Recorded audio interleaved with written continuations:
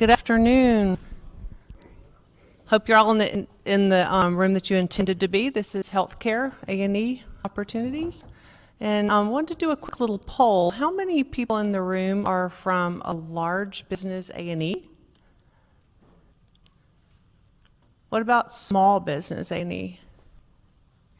So a good mix. And what about government? So this is your audience. All right. We have a great panel for you. Dave Wilder's here from CFM, Brian Molesky from VHA, and Mike Zapata from the Air Force, all to talk about healthcare A&E. They are from different backgrounds. Mike's a civil engineer, Brian's electrical, Dave's an architect, so we get a big range of perspectives on the panel as well as range of projects. So I'm not going to spend any more time because you really want to hear from them. But what we really want is a robust discussion. The commonality that these guys have is that they really want to have discussion with you. They want feedback. They want to have a robust back and forth. So at the end, would you please ask questions, and the more the merrier. Okay, Mike. You have your mic. Yep. Are you going to give me a mic? Okay. Always. Is it live? Not? You want to give me a volume? All right. Trade out. We swap them out. All right. Good afternoon, everyone. My name is Michael Zapata, and every time I get one of these, I always think I should start singing or something. Anyway. So, hope everybody had a good lunch and enjoy. It's good to be in Dallas, Texas. I'm from the Air Force Civil Engineer Center, and we're going to talk a little bit about Air Force Medical MILCON this afternoon. We do have two other panels. We're going to try and get through all our slides. We do have a small glitch with slides, so I'm going to go first, get those out, and hopefully we'll get those up. If not, I know these guys are great speakers, and they'll be able to cover their programs for your interest here soon.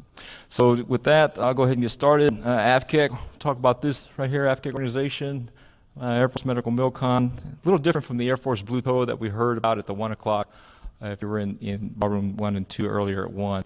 And then some challenges and opportunities, some things for y'all to think about and to let y'all know what we've been experiencing on the MILCON front. Org chart on here.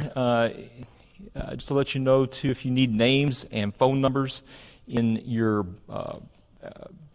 program guide, page 68 has got names and phone numbers there. If you'd like to do that, you can also visit us at our booth, booth 1816, and we'll be happy to talk to you, point you in the right direction, or at least be able to have a good discussion and answer your questions if you got any of those.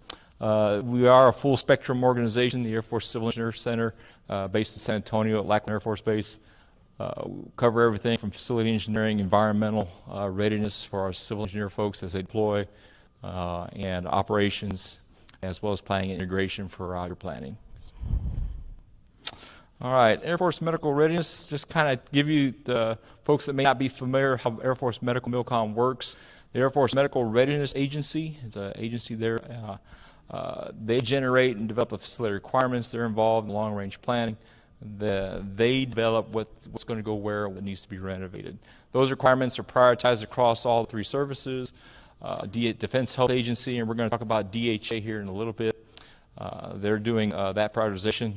The design authorizations are issued to the agents by DHA, and that's the foot stomp there is that AFCEC, the organization I'm with, we don't do any construction. We're not a construction agent. We deal more with the product delivery team and developing that and being an interface with the Air Force, with DHA, and the agents. The AEs are selected via source selection or IDIQ, depending on the districts and what they have in hand. Projects design bid build, or design bid build. Leaning a little more toward the design build. We've seen a lot of good success, particularly in healthcare facilities with design build. We have a little bit more licensed for creativity and that world-class facility that DHA is wanting to have. Gives more of an inviting, comforting feeling if you're there for healthcare. Several of our healthcare facilities on Air Force bases have won design awards in the Air Force Honors Program, and that gives it a great. So having design built lends some license to that, and we really that. The other side, also with design build, is that healthcare facilities, as y'all know, is a very has very specific technical requirements, particularly with healthcare industry, very strict regulations, and having someone in the know about that and coordinating that as they're constructing, very big deal. The agent conducts the source elections, and this is kind of another full stop because when we get to kind of opportunities, I'm going to kind of give you some tips or at least a place to start, but the agents are the ones that do the source elections, and those are the ones you can talk to, and particularly small business offices, and kind of go from there. All right. Some news items here. The fiscal year 17 NDAA directed Department of Defense to make DHA responsible for all medical treatment facilities, including MILCON. So a lot of the things that the services used to do separately are now being centralized into the Defense Health Agency. And some of those are that's all being worked out right now. There's a lot of organizational change going on. And a lot of things talked about who's doing what. Some cases it's just a matter of the service, whoever's doing the services now, they were one service one day, now they'll be DHA the next day. A lot of that's kind of dialogue going on right now. The key thing there is that the centralization of MILCON as well as FSRM, that's Facility Lifecycle Management, is also transferring to DHA as well. All right. Some challenges that we're having. There is a limited total obligation authority with medical MILCON. It's been talked about that the 21 program may be getting pushed out a little bit. A lot of budget discussions happening right now. As you all know, we do not have a fiscal year 20 signed budget just yet. We're still in CR, so we're going to see how that goes. Hot construction market is driving a lot of bid busts.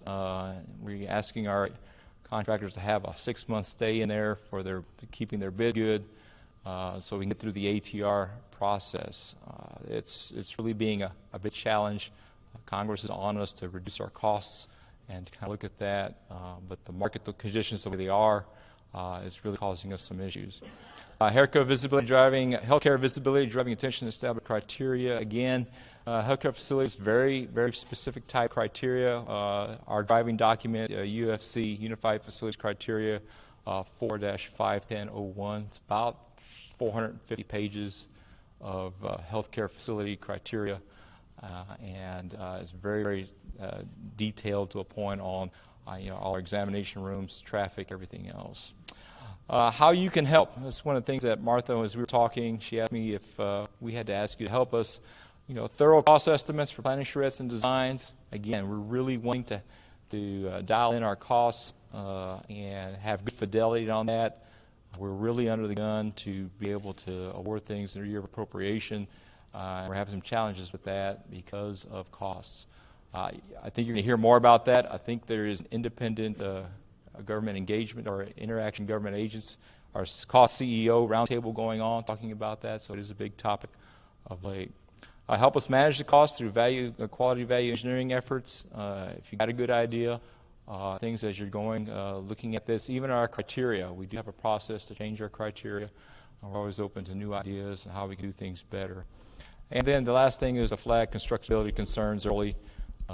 If you know something's an issue, something, let's nip it in the bud early before we get too far down the line, and help us do that. Really it's exciting to see the technology evolving today, in particular construction technology, and trying to find things that maybe there's a better way to do that. We're really interested in that innovation. All right, kind of a list of some opportunities. We come up here. I'm not going to go into it all. It's online. You can visit me at the booth. The agent gives you a little hint on which district or an AFCEC to talk to, and get an idea of where these, where these projects are at in solicitation on that. So I wanted to give that for y'all. So with that, I'm going to turn it over to Brian, I think. How are we doing this? We're going to swap out Okay. monitors here. All righty. Going to do that? I'll take this. Okay. I'm going to wait for tech support before I break 2 laptops that are not assigned to me, so I'll kind of get started without the slides. My name is Brian Molesky. I'm with the Veterans Health Administration. I'm the director for the Office of Capital Asset Management. Probably see up here on a panel you have 2 different guys from VA. That probably confuses everybody in the room, including myself. But we're going to play off each other a little bit. Hey, can we swap out the laptop? Can you help me? Thanks.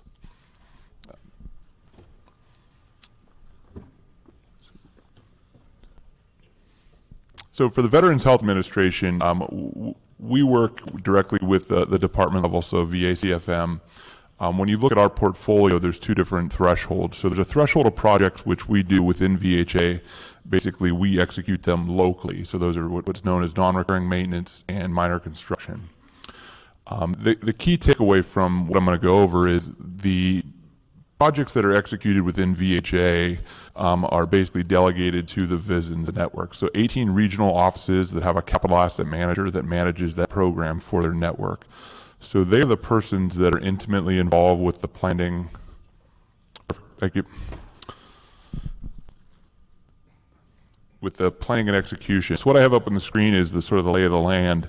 What you see is there's 18 networks across the country, regionally based, making up multiple states, but basically following the state boundaries.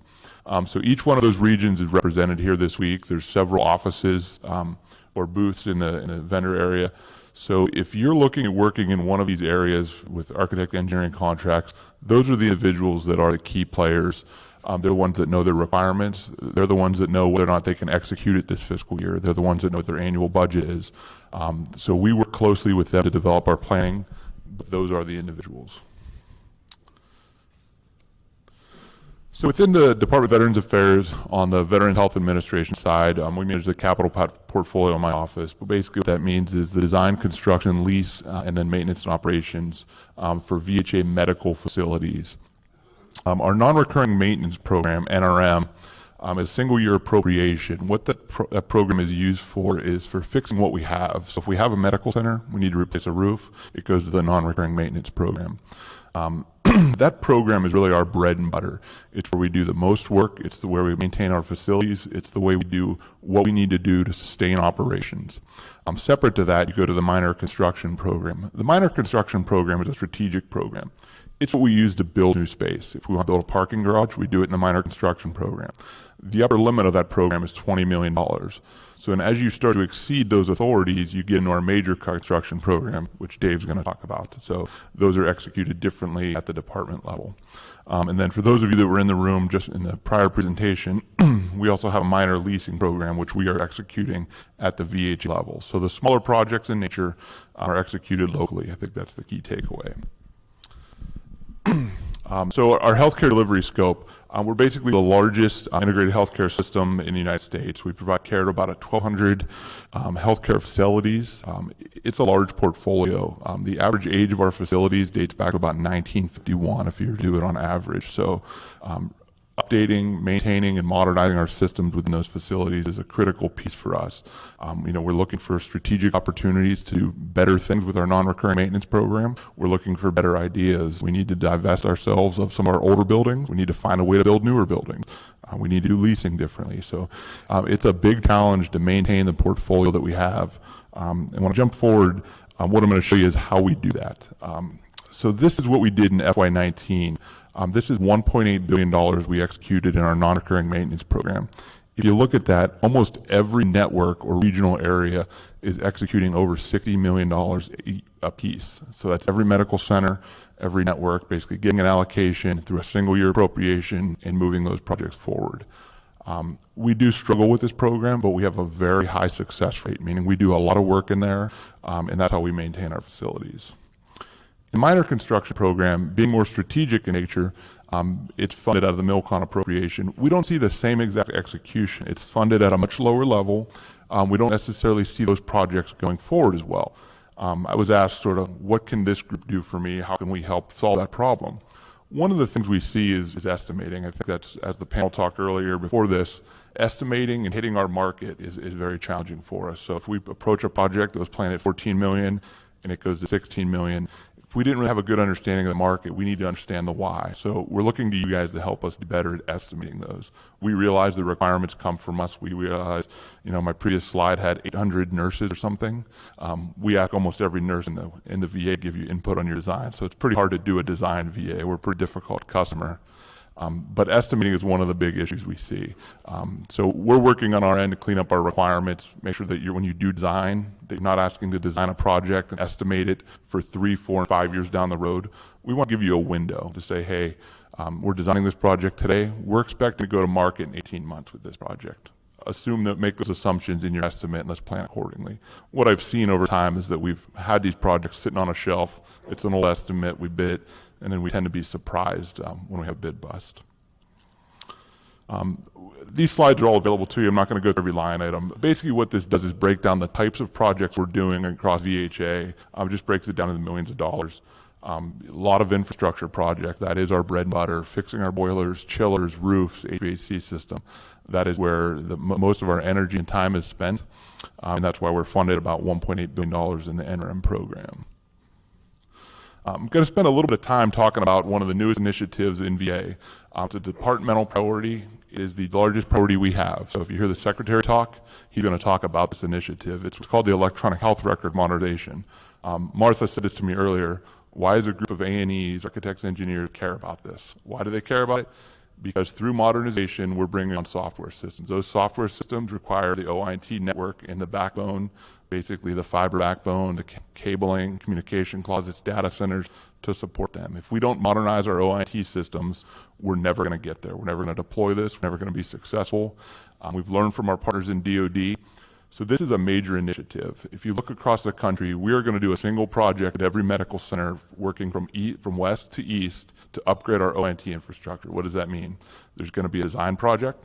We're going to go through and update IT and data closets. We're going to upgrade our servers. We're going to upgrade our data centers. We're going to address HVAC deficiencies. All of those things make up a successful deployment of electronic health record. The target we have for this, and this was a charge from our leadership, was to get this done in 4 years. So we're working with our congressional partners, asking for more money. But basically, right now, we are assessing each medical center with the goal of handing off a group of design requirements to you all. So we want your help to actually find solutions. We want to do this smarter. And we've talked to DoD about how they did. We don't think we have the silver bullet yet. We still want to find that. So if you have ideas about how we would do these types of cabling upgrades, fiber backbone upgrades, data center replacements, we want to know from you, what would you do? How would you do it? We don't want to solve this by ourselves. We've seen where that's going to be a problem. We're through 3 sites right now doing infrastructure. 3 sites, we have 19 procurements where we design them all in-house. I want to use you guys in the future. I don't want to do that in-house again. So that's one of the biggest things we can use your help with. My booth is booth 641. If you'd like to have a discussion about what we're doing, where we're going, I'd be happy to discuss it. We have some of our key players here who will be ready and willing and able to discuss those things. But this is the top initiative for us. This is something you're going to see. You'll see it in the budget. There's a congressional testimony and hearing going on right now talking about the readiness of our infrastructure. So if you go to YouTube today, you can hear the backstory on this about how well we're prepared for some of the initial sites. Non-recurring maintenance, basically fixing what you have. If we have a medical center, it's got a boiler, it's got a chiller, it's got a roof, we use that program to fix it. We come to you all to design those projects. We have a very good success. Thank you for that. The funding basically goes to the medical center. We don't strategically place money at each medical center. We defer it to the CEO of the medical center. They know their building, they know their infrastructure, they know what's keeping them up at night. So we rely heavily on them to prioritize them. Minor construction, talked about this earlier, a bit more strategic. Those are actually ranked nationally. Those are the things we're building parking garages with, new construction, expanding clinics, buying land, things up to $20 million. So all of these opportunities are listed in the annual budget. If you Google VA annual budget, you actually pull this up in the capital section, which Dave has included as well. This is probably the most important slide of the whole slide. These are the point of contacts. So if you ask how many A&E contracts I cut loose last year myself, the answer is 0. But everything we did last year was executed through these individuals. They're the ones that know their programs. They're the ones that can speak to it. They're the ones that will be able to engage and talk about what's unique to their area. So that being said, I'm going to hand it off to Dave. How's everyone doing? Still hanging in there? Did you guys have turkey for lunch? It's a rough crowd. Hold one. Thank you.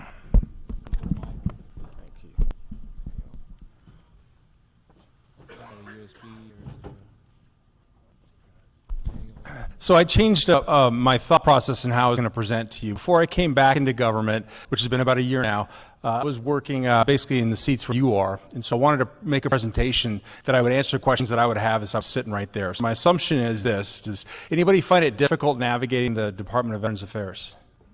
Bueller, anybody? All right. So the reason why I found this so difficult was, and just to point out where I sit, I'm over in that teeny little red box over there called CFM, which is the Office of Construction and Facility Management. Brian's in that very large box called VHA, which is where the real work happens, okay? And we support him. We also support the National Cemetery Administration. So we do all large construction projects, and I'll define what those are. But long story short, if I was sitting in your chair, I'd be like, great, you're going to show me a list of projects. I don't even know who to call. Please pay attention to what Brian said about those capital asset managers and those phone numbers. We don't know how to answer questions that you might have. You have to come to us and tell us what you're looking for, and we can make that love connection. So the one takeaway from today would be, get a hold of these slides, there's phone numbers on there, and call the people, and we can navigate you toward where you need to go.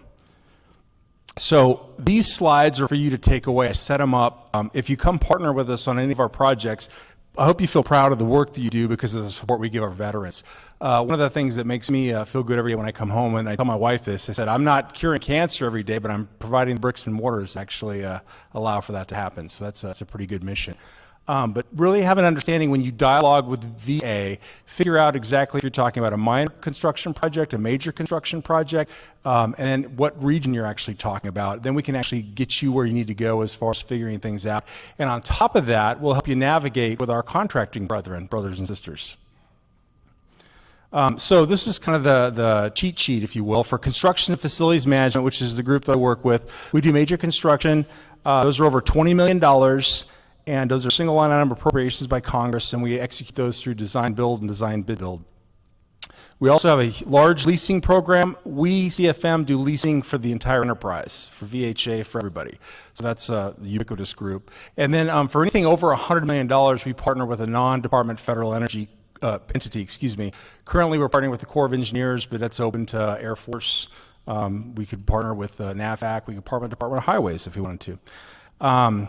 Medical centers and cemeteries, that's something that you'd want to, my thing popped up there.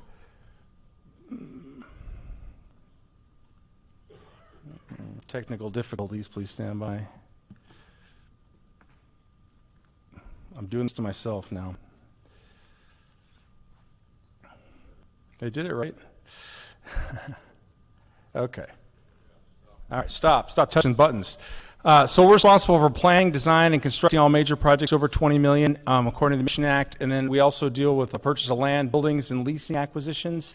We also manage facility sustainability, seismic corrections, and I'm going to foot stomp seismic because we've got a very large program coming up. So if you're not partnered with somebody that can spell seismic, you probably need to look into that. We always deal with physical security, and we have a ton of historic facilities that we have to work with to maintain and to operate. But obviously we're focused on delivering high quality buildings. So what do you want to know? I prepared this slide called Insider Baseball. I did that because you're going to hear terms of art that maybe you don't understand. If you hear the word operating plan come out of our mouth, that means we promised somebody that we're going to deliver something at some specific time, and you want to be aware of what we promised folks so you could actually line your expectations that way. If you want to do long-range forecasting, there's a website there. You don't have to take a picture of it. It's in my slideshows. This is from the OSTABU website. This is actually the budget and the long years out. If I was sitting in your seats, I'd want to have a strategic approach to how I wanted to go after VA work, how I wanted to partner with SDVOSBs, and figure out the best way to posture for that. If you review that information and then you come and talk to us about it, we'll be having a real conversation, not just here's a list of projects. We actually have a new executive director, Dr. Mike Brennan. He joined us just this last month in November. And that's his picture. Google's an amazing thing. If you see him walking around the conference on Friday, make sure you get his business card. We'll be getting a new associate director, Mr. Milston, who's been leading us for the last countless years. Is going to be retiring in January. So we're very sad to see him go, but very excited at some of the transition that's going to be happening the next year. If you want to talk about large construction projects, I gave you a list of names and contact numbers. It's just important for you to understand that each region that we have, including the National Cemetery Administration, has a focal point or a director. Give them a call. And then you got directors of project delivery like myself, which handle all the project managers. Then we have directors of operations, which handle the SREs that are boots on the ground working with construction projects. So that'll help you navigate a little bit. But bottom line, if you don't even know who to call, you can start there and we'll get you in the right direction. and I make that commitment to you. I didn't tell my brothers and sisters I was giving you their phone numbers, though, so if you keep that between us, that would be great. But we recognize that it's a tough hill for you guys to climb. Because again, you're trying to make money. You don't want to waste time and effort on making proposals that aren't going to win. You got to figure out how to break the doors down. And so that's what I'm interested in sharing with you. So for you to pay attention to, we have some regional A&E IDIQs. I've got a list of firms that are currently on our current IDIQs. You would want to become familiar with when those are going to refresh, so you'd have an opportunity to get on those. We have nationwide contract opportunities for environmental that are going to be coming up next FY20, and we have one that's going to large contract for construction management services that is going to be coming up. So you'll want to partner up and get on those opportunities. Really, the main takeaway for the large firms in the room is to partner with SDVOSB and help work with that because of our contracting requirements to work with those companies. And that's just a good partnership, and it's a win-win for everybody. You heard the term project books. We're trying to get better at how we forecast our requirements. When we're given those line items from Congress and from VHA, our customers, sometimes things change. Sometimes we didn't necessarily have a full understanding of what that would be, that parametric estimate, that business case. So we're actually taking an extra step with A&E firms and actually helping to develop requirements and management plans. We call those project books colloquially. So that's something to keep a lookout from an opportunity standpoint. I mentioned the seismic program. That's a new line item for us. It hit us in FY19, but it's going to be a multi-year program. What it's going to do is upgrade. Right now, the scope is 58 projects, and we call a project a building because of how we're working with Congress on this, but 58 opportunities, if you will. And we're developing project books for some of the majors right now, and we're also partnering with VHA to execute some of the NRM work, or not NRM, excuse me, the minor projects as well, too. But again, I go back to, if you speak seismic, you're going to find yourself well postured in FY20 to be able to work with CFM. I mentioned to you Rule 2 in passing. So Veterans Administration has a contracting program where we're required to go out and solicit, do market research, and find out if there are SDVOSBs or VOSBs that are available to or capable of doing the work. If the market research finds that there's two, then they'll get an opportunity to bid on those, and that's a Supreme Court ruling, so just be aware of that. It's a good news story. From our perspective, that allows for mentorship, protege opportunities. It allows for partnerships that both bolster those SDVOSBs and VOSBs, as well as give the larger companies a foot in the door, if you will, for some of the work that maybe they're already doing with VA. So I talked to you about Rule 2. We do industry days. We offer up site visits, and we have a lot of subcontracting opportunities. And so what might those look like, you might ask yourself? Well, here are some of the names of the firms that we have on our current IDIQ listing. So if I was sitting in your chair, I'd be jotting these down, everybody taking pictures. These slides will be made available after the show as well, too, for download. But the people that aren't in the room aren't going to know where to find them. So that's a good insider tip for you guys. These are firms that have experience working with us on those large projects. They're experiencing our first cut on those project books. So these would be some good folks to go look for their booths while you're here. The other thing I would mention is my executive director for contracting, Andrea Morris, said that she has a direct access program. If you are a VOSB or SDVOSB and you have registered with OSTABU, which is the crazily named Office of Small Disadvantaged Business Utilization, OSTABU is what I call them because that's what they're called, you'll have an opportunity to ask direct questions to the contracting officer that runs the policy piece of this. So if you don't like the 51% performance requirement, if you don't like the way you're not being picked out for work, if you don't like the lack of transparency, please register, get on board, and share that information with our contracting community, because everybody's goal is the same. We all want the ability to have meaningful work. We want good competition, and we don't want you guys chasing things that are a waste of your time. A couple major long-range opportunities. I mentioned the AE IDIQ for AE services.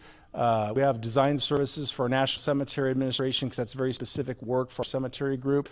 Environmental due diligence. If you can say NEPA, if you can do planning, you can support those guys when they come out with that project. Design management services is something we're going to be folding into our project book efforts. Lease acquisition services coming out nationwide. Construction management services should be out in January. That's the one I do have an update on for you, which is coming up soon.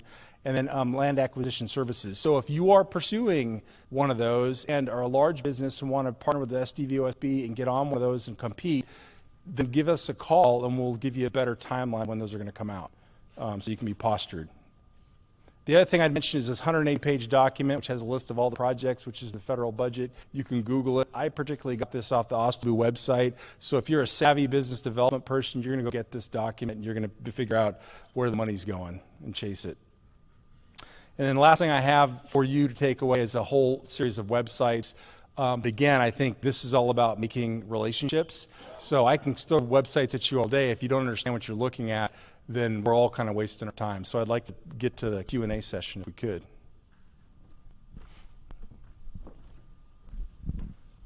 Okay, who's first?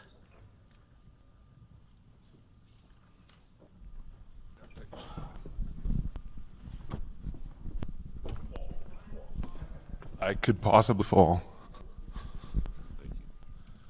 Hi, I'm Tim Pedro with TTL Associates. I'd like you, if you wouldn't mind, going back and just expanding on the project book. Maybe not every single detail, but I think I got an understanding, but can you elaborate, please? Yeah. Yeah, so what we found, and this is just not a secret, but typically when we jam in a gazillion business cases through what we call our skip process, which is VHA requirements, which are our customer, we get parametric cost estimates, we get good ideas, we get high-level scope things, and they pass the political sniff test, and then they get kicked over to us to execute, and then we start asking, what is this? So I start my job with a very large dollar number, a year to execute in, and not a whole lot of detail. And sometimes a lack of due diligence from an environmental perspective. And again, I just use the worst case scenario. A lot of times there's good work that happens. There's always good work that happens. Sometimes. So what we're trying to get at the project, we're actually trying to tick all those boxes. So when we get the requirement, we're actually setting some A design opportunity to really do good programming with the with the client. The shred sit down actually. If we have leadership change, they want to go different directions, we have new technologies. If the project came about, we want to really have a better understanding of that. So we go back with a very good number, and we're not nickel-diming Congress. We actually go back and say, when we ask for the appropriation, we actually have a solid number. Those that thrown it out there and finding we can't execute. And so that document is not new to the AD community. It's just a standardized repeatable process. It's something we're trying to develop from a VA perspective. So it's not new to the community, but it's new to CFM. Just a follow-up. Yes, sir. So a follow-up would be, you've been doing this, maybe calling it something else. Is this a year-long process? Is this 2 years?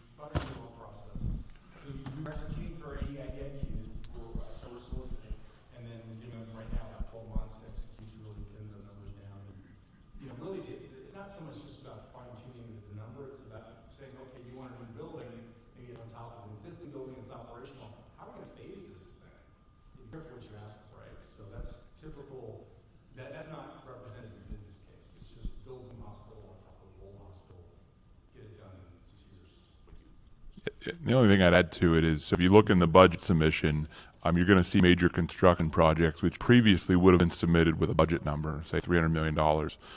So before we communicate a number to Congress, that project will be listed as a line item that's called our 5-year active development list. That list will drop project book. Those numbers will be TBD in the budget. So we will not communicate a major construction project to Congress with a budget number until that project book is developed. Yep. So, hi, Mike Noiser, HFR Design in Nashville. The question around CBOX and the different procurement methods, developer-led, but yet the negotiating and getting all the way through contracts is still a year. Can you talk about, is there nothing less than a year for any type of contracts? So, when it comes to the CBOC, I'm not sure what specifically you're referring to, because there's different methods of execution we have to be able to achieve that. I'm not aware of a rule of thumb that says it has to take a year. If it sounds like, if that's what you're hearing, I guess what I'd like to do is we take that offline, and then we can go into the specifics on that. And I can get you where you need to go, because I'm not the lease guy, but I know a guy that knows the lease guy. Yeah, Brian. Hey, one of you guys up there responsible for the skip? Well, no, I'm not. Well, don't you do? The short answer is it's a collaborative effort. I think Well, tell me how the skip. That's just how does the skip get developed, really, Brian? the SIP submission is an itemized listing of projects and requirements that are developed at the local facility level. It's the medium which we communicate from VHA Medical Center upwards through the network based on defined criteria and gaps. So what are we solving? If you're building a new clinic, there's the workload and utilization piece of it. So how much of that workload and utilization piece will this new 100,000 square foot clinic solve? So there's that. There's FCA deficiencies. What type of deficiency will you fix? So what I would say is, so the skip process is owned at the department level. I won't sit here and say I don't own it. I think I'm a key player in it. Our office is. It's an opportunity for VHA to get our priorities reflected and considered for funding in the budget. As part of that, there's 4 different buckets of funding that can come down. There's leasing, major leasing, non-recurring maintenance, minor construction, major construction. So those are all different programs, different funding. Ultimately, it's a process. It helps us get our priorities in the budget. It gives us an organized listing of those projects. So when Congress says, JPA, what are your priorities across DHA, DVA, NCA? They all get sort of built in together. One of the key factors in SKIP, and this is a recent change, is priority, the vision priority. Yep. Underneath leadership, the previous secretary, there was a major push to say, I don't know at the VACO level, the exact example is a 3,000-mile screwdriver. I don't know that replacing your roof or fixing your boiler is more important. I don't know that renovating your primary care clinic is more important than upgrading to the newest, cable standard. So they've deferred that prioritization down to the medical center level. So the local CEO, network director, they're the persons that are closest to the fire. They're the persons that get called when there's a roof leak. So SKIP is a medium. The prioritization and selection of projects is a local function. So I don't know if that helps. Well, where I'm going to follow up on that, I guess, Mike, you want to talk? Okay. Well, the follow up on that is it's a darn good document. And I used to be in the DOD, and they'd call it the POM and stuff like that. Everybody, but in that the PBBS thing. But we adhere to this religiously. We try to. But if you could break it out some by year. Now, once it comes out, we don't know if the roof being replaced at Altoona is going to go in FY 20, 21, 25, or if we should be looking at security for East Orange, or I guess my suggestion is if you could break it down a little more discrete yearly. So I was at a conference in North Carolina, and Austin Bowie was there. They've actually been given that charge to increase transparency on that, and I'll take that back to that point of contact that comment you made. I would like to bring Mike into this, though, because what Brian just described with regard to the SKIP process isn't any different than what the Air Force is doing with its integrated project listing. It's basically centralizing its prioritization, leverage the enterprise so that they can swing monies where they're needed to do larger efforts instead of just spraying the cash around.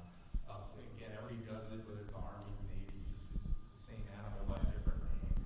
And it is an efficient process. What he's referring to is making sure that local level operational feedback is bubbling up and actually prioritizing those projects.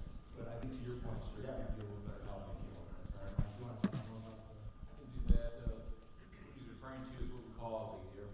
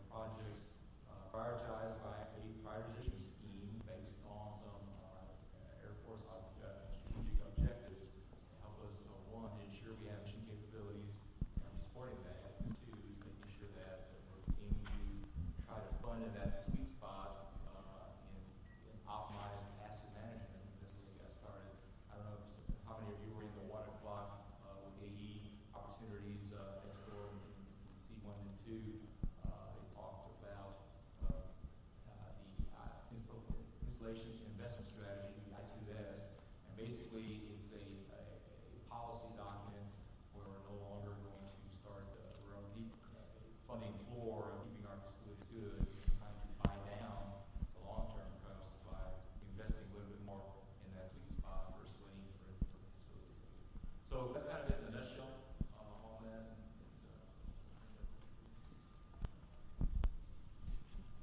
Chris Hopkins with Cyrus. I have a couple questions. One is, I'll start with the first. How does the consolidation under DHA of all the MILCON facilities, how does that affect procurements, the procurement of AE and construction management services?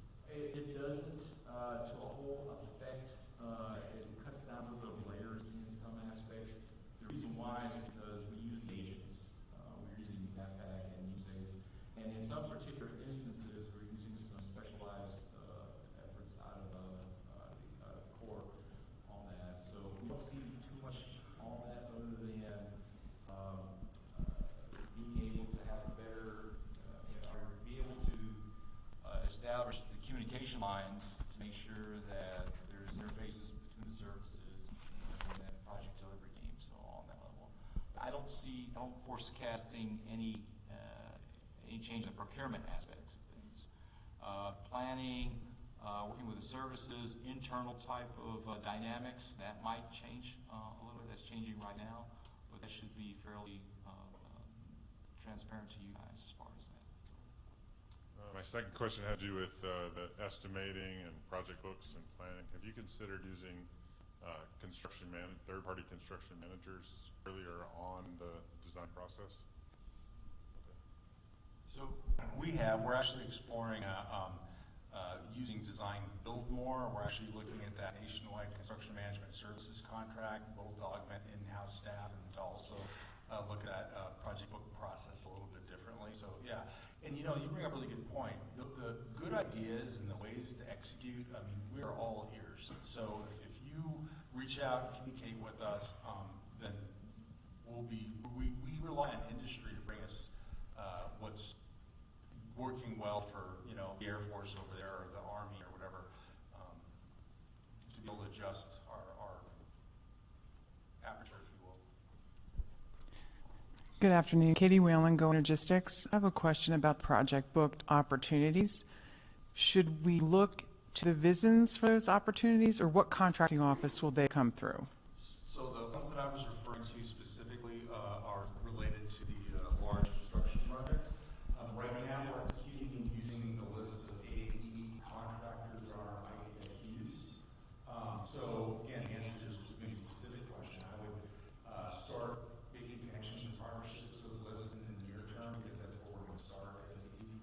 Pay attention to when we rotate those firms when they get their capacities, and work along the way. And then also pick up both IT to hit the secretary's priority specialists, as well as seismic. And I think you would be cautioning yourself to be a valued member of those teams. And then where you find them, again, keep an eye on the budget for the large projects, and then just anticipate what demands for the project from that.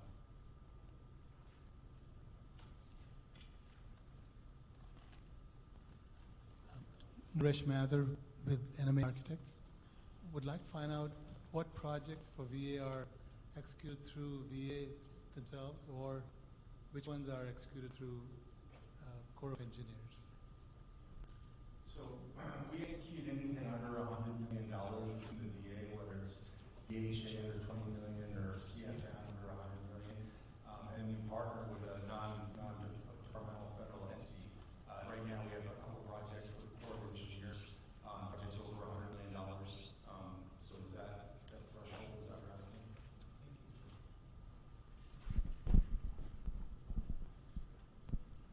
Expanding on that question, as far as the Rule 2 goes with Corps of Engineers projects, does the Rule 2, applies to obviously VA projects, does the Rule 2 also apply to projects run by the Corps of Engineers? And on top of that, do you guys influence the number of SCVOSB or VOSB participation? Sometimes I see like 8A participation being higher than veteran-owned participation for VA projects. So we have a handful of projects working with the Corps. The authority follows the appropriations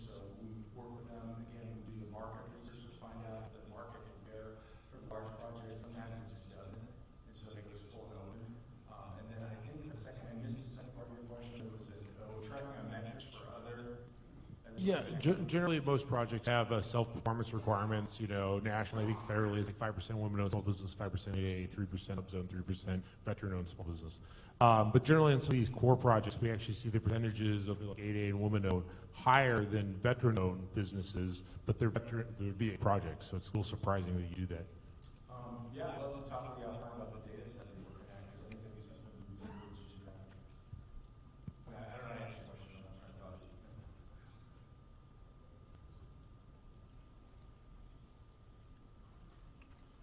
You answered everything you can go.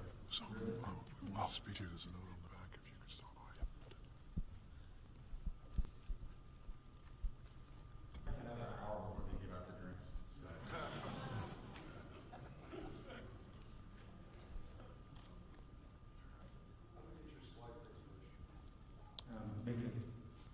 think I have to check with David Wilder.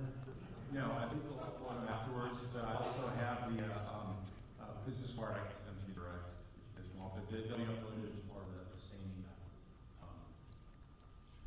treasure trove of content. Oh, sorry, I got one right here.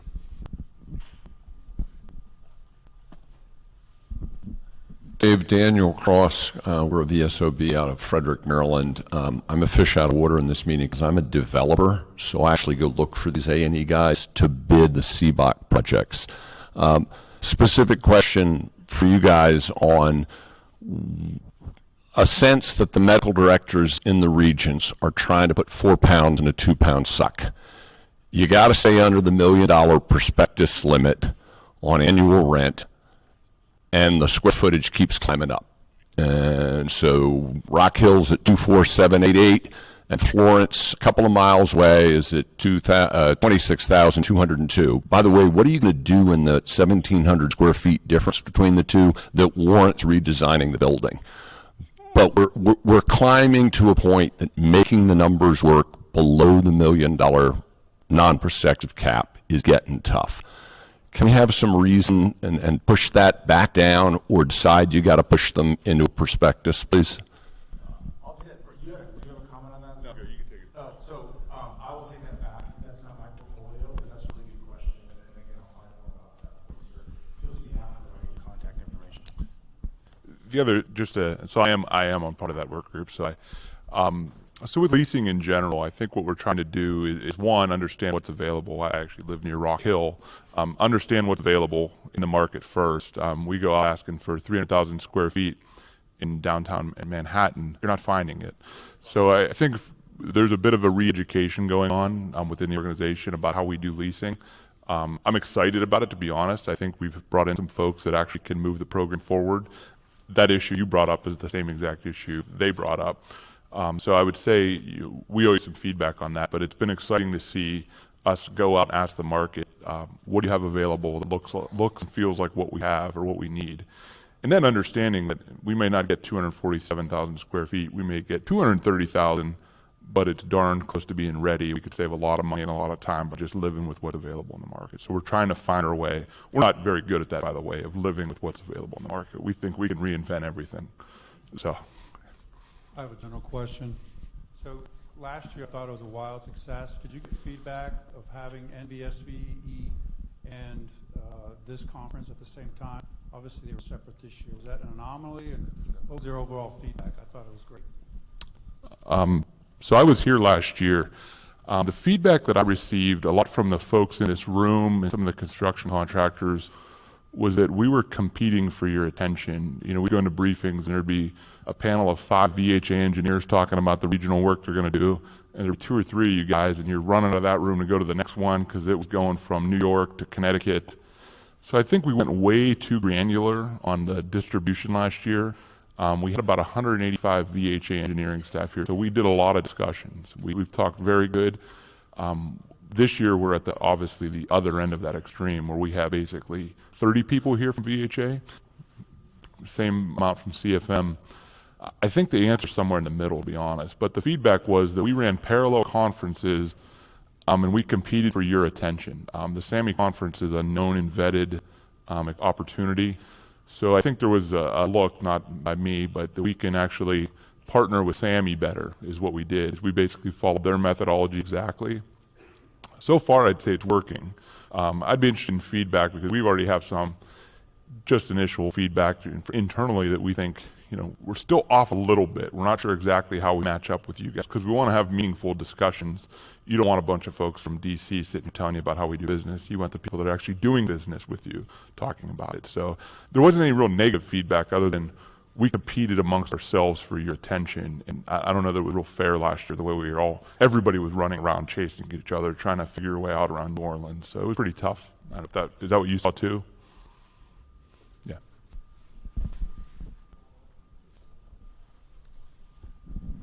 Thank you. This is Brian Vulcan with Forefront Design. And I want to echo your sentiment. I think that's exactly the way I see it as well. I think the answer is somewhere in the middle of what people you bring in. But I want to talk a little bit about cost estimates. My experience has been that generally, and we're an AE, we get the cost estimate that we're supposed to hit for a building or a facility, and generally it's not accurate. And same issues that you're having runs all the way through. But as you peel back the onion skin, what I'm finding is, number one, I think there's a general lack of understanding, particularly maybe at the station level or everywhere in between you and the station level of what it takes to do the type of cost estimate that you want done, whether it's done in-house by an AE or going to a professional cost estimating firm. It's pretty extensive, and there's never seems to be the money to do it. So then you just kind of pass it off and wait till it goes into construction, and then they're over budget. The other thing is, on my experience on your facility assessments, I think there's a big disconnect between expectations and scope of work. What it says to do in scope of work on your facility assessments, and then the expectations. At the end of the day, there's a big difference. Essentially, you have this wide scope of work that you want done. You want really good facility assessments that's married up with a good cost estimate, but you're willing to pay for a windshield facility assessment. And you drive the car by the building and give an estimate of what it's going to take and what's wrong with that building. So there's a huge disconnect that really needs to be fixed, and I think would help everybody in between. So facility assessment, are you referring to our facility condition assessment that's the driver of a lot of our baseline, or are you talking about your initial review of the conditions of the building when you start design? Facility condition assessment. I would agree with you. Well, they do them every 3 years, and they spend like 4 days at a 2 million square foot facility. So if this A&E community can't find a way to figure out what's wrong with that building in 4 days, I mean, what we're doing. So we are looking at a different model for that, to be honest. We've piloted it at Iowa City. It's actually using what's called Builder. It's a DoD product, working with the Army Corps of Engineers. I find it goes to an appropriate level of detail that would, if you took that information and I gave it to an A&E, they could actually develop me some criteria to start doing design on. It's actually one layer deeper than what we're seeing with the FCA. So I would agree with your sentiment. We're working to improve that too. It's just not productive to do those every 3 years and then expect that's the basis of the design you're going to do. It's hard to get there. Yes, one of our niche markets is FCA assessments, and what really throws it out of whack, if you will, is the Brooks Act. Because for us to get in there and really investigate and do due diligence for the existing system so we can come up with a solution is not within the Brooks Act of a normal design project. And some of the stations understand that, but some of them don't.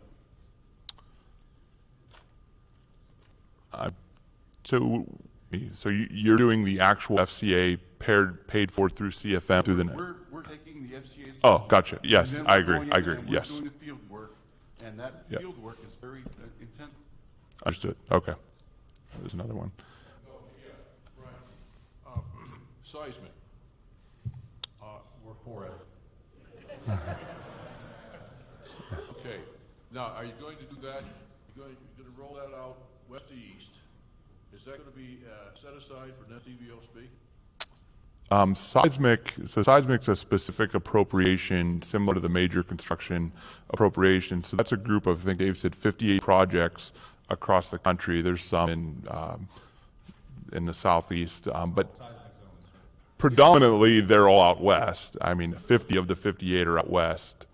Yeah, San Juan's the other one. So the seismic program is all over the country. It's going to grow over a couple years. The west to east is what we call the electronic health record infrastructure. That's going west to east. Yeah. So there's another question, two gentlemen down from you. Over there. Ed Monroe with Alpha just kind of continuing on with the FCA problem, or yeah, it is a problem.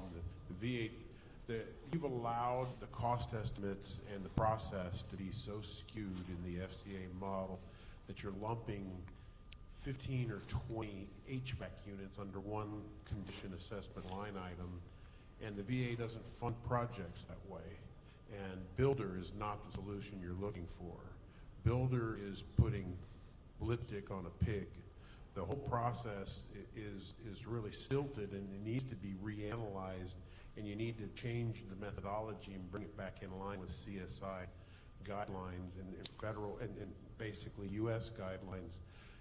Builder is only about sustainment, and VA has your CAI database has cradle to grave components in it for your total VA management, and you go start sticking a component of Builder in the middle of it, and you're asking for more problems than you're solving. Yeah, and I want to be careful with the Builder comment. So Builder, FCA, any tool or document you put on the table that says this is the condition of your facility, if I spend money and tell you to do a lot of time investigating, you'll get a better product. I also don't have the time to do that every 3 years at every facility across the country. So Builder's solution is for different reasons other than capital planning. Capital planning is a different process. We feel Builder fits a couple holes that we have. It also can help assist the FCA process. I'd like to talk to you offline, actually. If you have last guy, but it's a loaded question. He's probably just going to pat us on the back and say we're the best. He's presentation yet. Oh, you think so? Okay, Dave Iyer, you see the Viz 19 cam and was the VBA director of acquisition until earlier this year. Having been on both sides of the fence now, and this is for the new CFA person, is the challenge used, because you heard the discussion about capital asset inventory, the FCA numbers, you know, the way things are going right now, would challenge you that your plant placement value numbers that you're using are undervalued for your system. Having just gone through the Denver Replacement Hospital as a cam for that one, you know, you got a $2 billion hospital that started out at $300 million. So using that information, and you look at the cost estimate, we get a project that say is $7.5 million in scope. NRM, it's replacing something. Next thing we know, we get into it, and it's a $15 million project, but you're still asking us to design to a $7.5 million budget. There's something that is wrong in your numbers and how your people use those when they program projects in SCIP. SCIP's a great tool. I've talked with General Shinsinki about his intent for it when he first put it in place. It's been abused and taken someplace that it was never intended for. So using that as the basis of getting money is going to be a challenge for the next 5 years until you put something else in place. So the bottom line is you have to come up with a realistic cost for doing the work with people that in this community right here can do that for you. So think about planning initially, proper project planning, or training the staffs out there so that they know what they're putting into the system so the CAM can approve it, it can work its way all the way through the SCIP system, get funded by Congress or your NRM allocations, and at the end of the day, it can be built by the constructors out here versus having to come back and ask for CSIs or change orders that we know you're not going to get the money for. So that's just my pitch to you, knowing the big hat you got and wear. But yes, you do a great job, Brian, so thank you very much. It's only a big hat because it's a big head. That's the only reason. So we'll stay around for a few minutes. The session's, like, I think, officially over, but we're going to go right here. You have to follow up and ask these questions. Thank you.